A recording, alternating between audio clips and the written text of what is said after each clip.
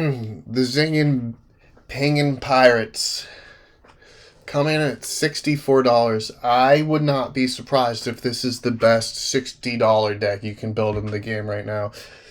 Not to toot my own horn, but this deck is phenomenal. It's not top tier. It can beat the top tier deck sometimes, and it's good in certain matchups, really good. It's deceptively a control deck. Really, mainly thanks to Wake Up Alice. But then there's so much removal in this deck. It's kind of great. Okay. So it's a control deck by putting damage on characters, on your opponent's characters. You're putting damage on them with Robin Hood, Capable Fighter, Dump Truck, Tinkerbell, the infamous 7 Dwarf's Mine, Strength of a Raging Fire, and you're drawing a lot of cards with this deck too, okay? It doesn't look like you necessarily would, but you actually can draw a lot of cards thanks to Goofy, set for adventure. This Goofy will just start drawing you cards at the beginning of the game. And if you use them right, you get guaranteed cards and a lot of value out of them. Obviously, you have Doc to draw cards as well. And you have some Daisy Ducks to help you draw cards as well. Between those 3 draw engines, you're actually not ever running out of cards too much. Sometimes you go a turn or two until you top deck what you need, but you usually top deck a Doc or the Goofy or the location to go with the Goofy. Alright, what else is going on here? The thing about this deck is you're never out of ways to spend your extra 1 or 2 ink that you have left over on a turn. So you have a lot of micro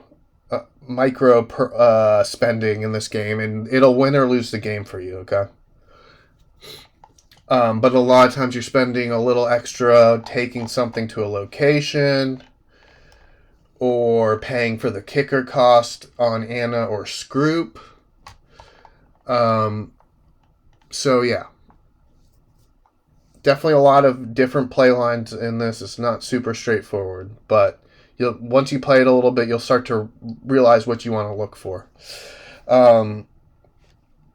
Removal. Anna, Scroop, these things roast so many things. Like, keep your Robin Hood safe until you're ready to play one of these. Ping whatever you want. Play your Anna or Scroop and get rid of it.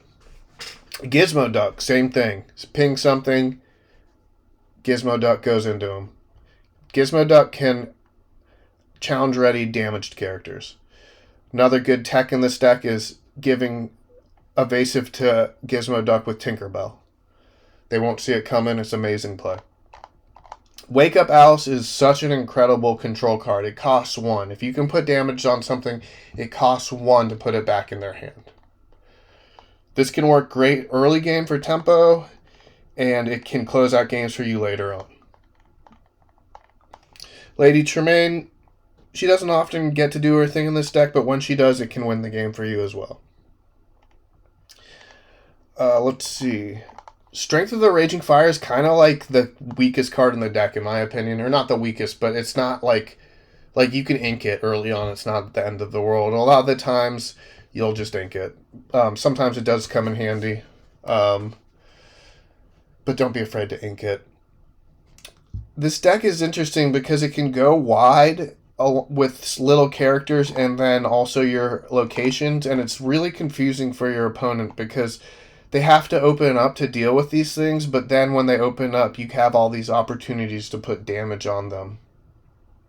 And in this deck, they really don't want to get damage put on their characters against this deck. Let's see. I'm trying to think of what else I need to mention about it. There's a lot of bouncing Goofy back and forth from location to location, which is just completely insane when you get that engine going.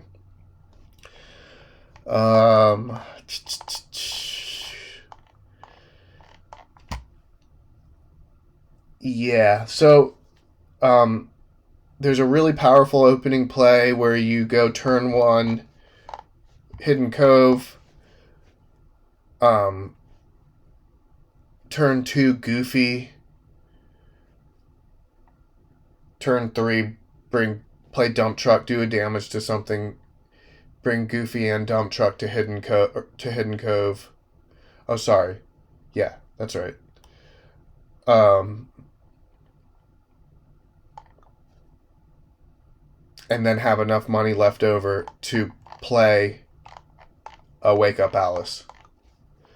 I'm trying to think of what other powerful play lines are in this. There's a lot of interesting play lines in this deck.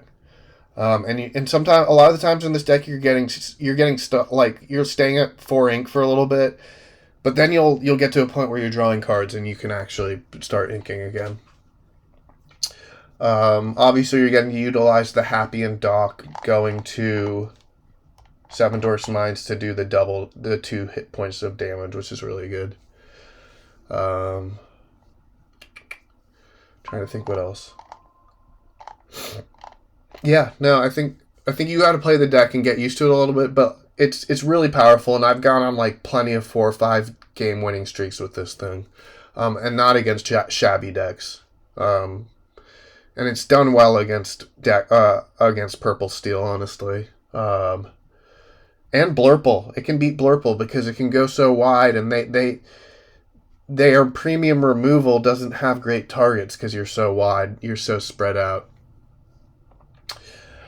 Give it a shot. It's honestly, I think, one of my best home brews. And I do have a fair amount of games with it, so I've played enough to know that it can. Sometimes it's gonna brick, but a lot of the times you're gonna do all sorts of crazy stuff, and your opponent's gonna have no idea what's going on or what to do against you. Give it a shot. $60 deck. If you want to get into Lorcana, $60 deck. Bring this to frickin' your game store, and people are going to be like, what is that? What on earth are you playing? And you tell them it's a $60 deck and tell them to get good with their $100 Dumbos.